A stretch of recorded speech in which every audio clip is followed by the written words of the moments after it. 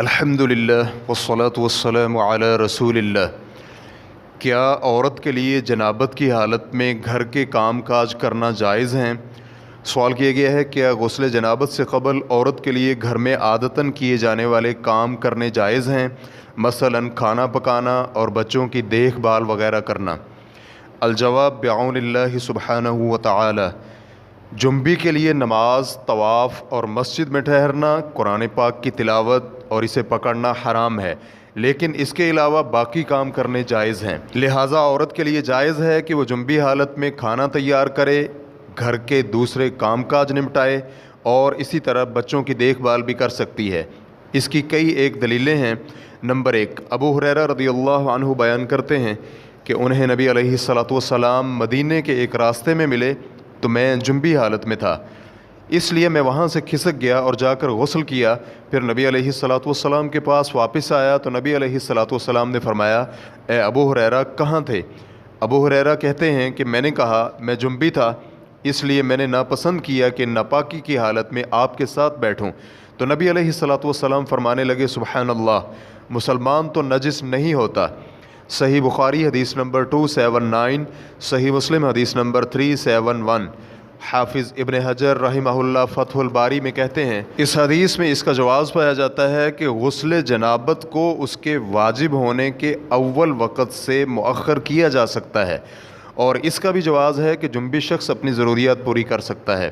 Reference کے لیے دیکھیے فتح الباری ابن حجر رحمہ اللہ جلد نمبر 1 صفحہ نمبر 391۔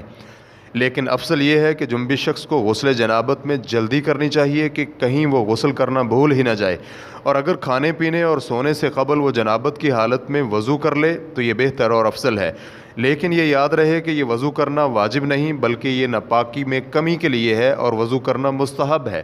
اس کے بارے میں کچھ احادیث سماعت کیجیے۔ نمبر 1، سیدہ عائشہ رضی اللہ عنہا بیان کرتی ہیں کہ نبی علیہ الصلاۃ والسلام اگر جنبی حالت میں کھانا یا سونا چاہتے تو نماز کے وضو کی طرح وضو فرما لیتے۔ صحیح مسلم حدیث نمبر 305۔ نمبر 2، ابن عمر رضی اللہ عنہما بیان کرتے ہیں کہ عمر بن خطاب رضی اللہ عنہ نے رسول اکرم صلی اللہ علیہ وآلہ وسلم سے پوچھا کہ ہم میں سے کوئی ایک جنابت کی حالت ہی میں سو سکتا ہے؟ تو نبی علیہ الصلاۃ والسلام نے فرمایا، جب تم میں سے کوئی وضو کر لے تو وہ جنبی حالت میں سو سکتا ہے۔ صحیح بخاری حدیث نمبر 283، صحیح مسلم حدیث نمبر 306۔ امام نووی رحمہ اللہ کا کہنا ہے اس حدیث میں اس بات کا استحباب پایا جاتا ہے کہ جنبی شخص ان سب کاموں کے لیے اپنی شرمگاہ کو دھوئے اور وضو کرے، اور خاص کر جب وہ اپنی دوسری بیوی سے جماع کرنا چاہے جس سے جماع نہیں کیا، اس کے لیے اپنے عضو تناسل کو دھونا یقیناً مستحب ہے۔